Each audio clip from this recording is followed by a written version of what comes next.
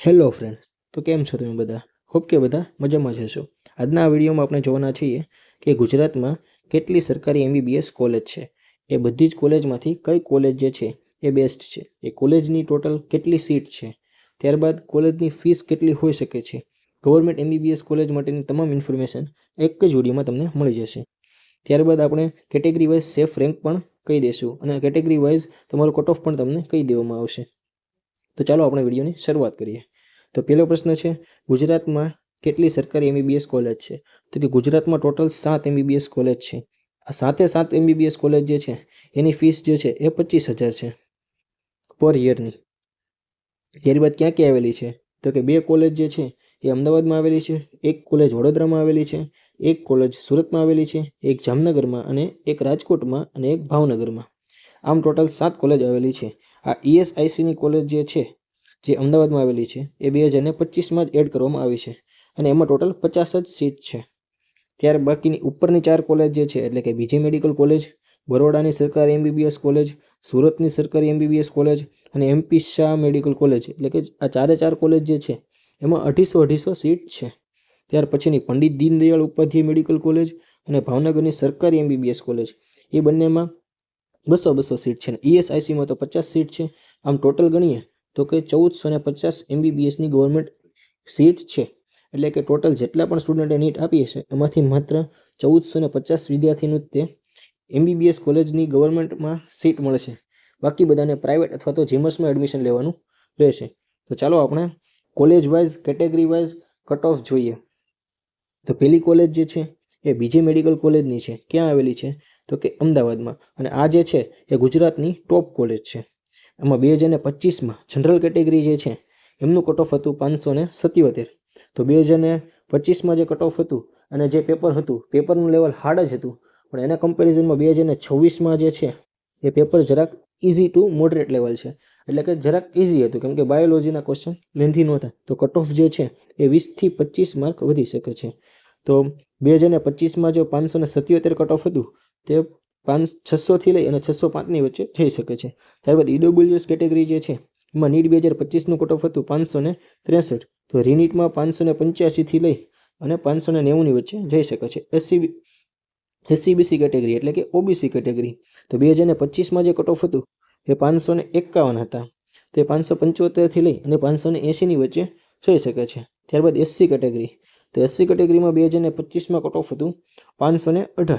તો એના કમ્પેરિઝનમાં 2026માં 540થી લઈ અને 545ની વચ્ચે જઈ શકે છે. ત્યારબાદ ST કેટેગરી, તો ST કેટેગરીમાં કટ ઓફ હતું 450.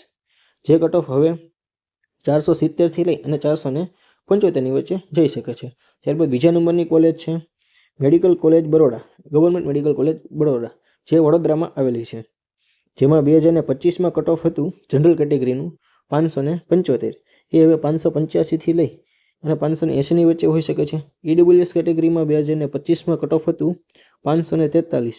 જે 565થી લઈ અને 570 વચ્ચે જઈ શકે છે.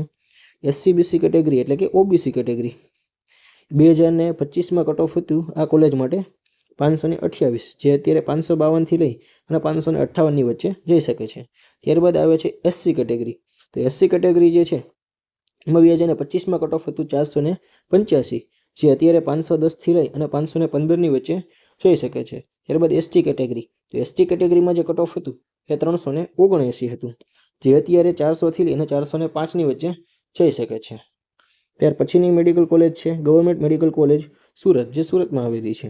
તો 2025માં જનરલ કેટેગરી માટે કટ ઓફ હતું 545, જે અત્યારે 570થી લઈ અને 575ની વચ્ચે જઈ શકે છે. ત્યાર પછીનું કોલેજ જે છે કેટેગરી જે છે EWS કેટેગરી, તો EWS કેટેગરીમાં 2025માં 535 હતા, જે 560થી લઈ અને 565 વચ્ચે જઈ શકે છે.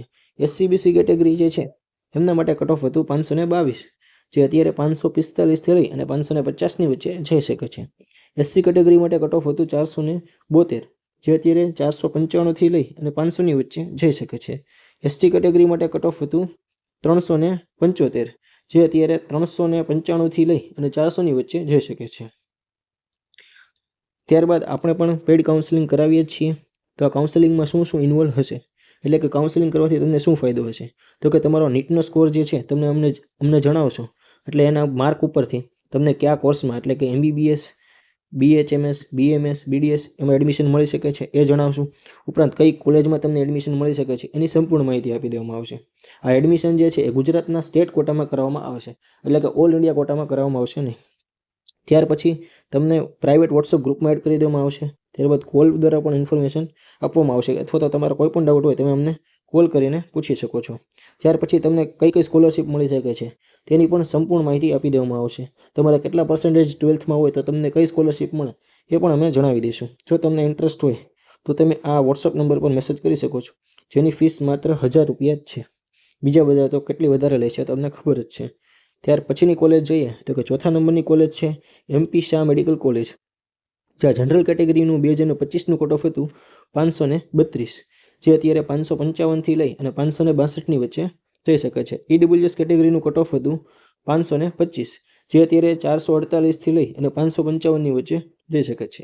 SCBC એટલે કે OBC કેટેગરી, એનું કટ ઓફ હતું 512, જે અત્યારે 535થી લઈ અને 542 વચ્ચે જઈ શકે છે. SC કેટેગરીનું કટ ઓફ હતું 470, જે અત્યારે 495થી લઈ અને 500ની વચ્ચે જઈ શકે છે. ST કેટેગરીનું કટ ઓફ હતું 349, જે અત્યારે 370થી લઈ અને 375 વચ્ચે જઈ શકે છે. ત્યાર પછી 5મા નંબર પર છે પંડિત દીનદયાળ ઉપાધ્યાય મેડિકલ કોલેજ, રાજકોટ, જ્યાં જનરલ કેટેગરીનું 2025માં કટ ઓફ હતું 535, જે અત્યારે 2026માં 560થી લઈ અને 565ની વચ્ચે જઈ શકે છે. EWS કેટેગરીનું કટ ઓફ હતું 528, જે અત્યારે 553થી લઈ 585ની વચ્ચે જઈ શકે છે. SCBC એટલે કે OBC કે તો OBC કેટેગરીનું 2025માં કટ ઓફ હતું એ 511 હતું, જે અત્યારે 535થી લઈ અને 542 વચ્ચે જઈ શકે છે. SC કેટેગરીનું કટ ઓફ હતું એ 478, જે અત્યારે 500થી લઈ 505 વચ્ચે જઈ શકે છે. ST કેટેગરીનું કટ ઓફ હતું 349, જે અત્યારે 370થી લઈ અને 375 વચ્ચે જઈ શકે છે. ત્યાર પછી છઠ્ઠા નંબર પર આવે છે ગવર્મેન્ટ મેડિકલ કોલેજ ભાવનગર, એટલે કે ભાવનગરમાં આવેલી છે, જ્યાં 2025નું કટ ઓફ હતું 525, જે અત્યારે 550થી લઈ 555ની વચ્ચે જઈ શકે છે. EWS કેટેગરીનું કટ ઓફ હતું 518, જે અત્યારે 543થી લઈ 548 વચ્ચે જઈ શકે છે. SCBC એટલે કે OBC કેટેગરી, તો OBC કેટેગરીમાં 2025માં 505 હતા, જે અત્યારે 530થી લઈ 535 વચ્ચે જઈ શકે છે. ત્યાર પછી SC કેટેગરી, તો SC કેટેગરીમાં જે કટ ઓફ હતું એ 470, જે અત્યારે 495થી લઈ અને 500ની વચ્ચે જઈ શકે છે. અને ST કેટેગરી, જેમાં 340 માર્કે પણ એડમિશન મળેલું છે, જે સૌથી લોવેસ્ટ માર્ક છે, એ કટ ઓફ અત્યારે 360થી લઈ અને 365 વચ્ચે જઈ શકે છે. ત્યાર પછી 7મા નંબરની કોલેજ, આ કોલેજ જે છે એ 2025માં જ એડ કરવામાં આવેલી છે, અને આમાં 50 જ સીટ છે, અને એ અમદાવાદમાં આવેલી છે. તો જનરલનું કટ ઓફ જે હતું એ 551 હતું, જે 575થી લઈ અને 580ની વચ્ચે જઈ શકે છે. ત્યારબાદ EWS કેટેગરી, એનું કટ ઓફ જે છે એ 537 હતું, તે 560થી 565 થઈ શકે છે. SCBC કેટેગરી એટલે કે OBC કેટેગરી, તો જેનું કટ ઓફ હતું 525, એ અત્યારે 545થી લઈ અને 550 વચ્ચે જઈ શકે છે. ત્યાર પછીનું જે કટ ઓફ હતું SC કેટેગરી માટે એ 495, જે અત્યારે 2026ની રિનીટ હતી એમાં 515થી લઈ અને 520ની વચ્ચે જઈ શકે છે. અને ST કેટેગરી, તો ST કેટેગરી જે છે એનું કટ ઓફ હતું 430, જે અત્યારે 2026માં 455થી લઈ અને 460ની વચ્ચે જઈ શકે છે. તો તમને હોપ આ વિડીયો સારો જ લાગ્યો છે. આ વિડીયોમાં આપણે સાથે ગવર્મેન્ટ મેડિકલ કોલેજ જે છે એની ફીસ કેટલી છે એ કહી દીધું, તમને કેટલી સીટ છે એ પણ કહી દીધું, કેટલા કેટેગરી વાઇઝ તમને કયો માર્ક હશે તો તમને એડમિશન મળશે એ પણ જણાવી દીધેલું છે. જો તમારા કોઈ પણ ડાઉટ હોય તો તમે કોમેન્ટમાં પૂછી જ શકો છો. ઉપરાંત આ આપણો પર્સનલ વોટ્સઅપ નંબર છે, ત્યાં પણ તમે મેસેજ કરી શકો છો, તમને 100% રિપ્લાય મળી જશે. અને ઉપરાંત અમારી પેઇડ કાઉન્સેલિંગમાં પણ જોઈન થઈ શકો છો. જો વિડીયો સારો લાગે તો લાઇક, શેર અને સબસ્ક્રાઈબ કરી દેજો. Thank you.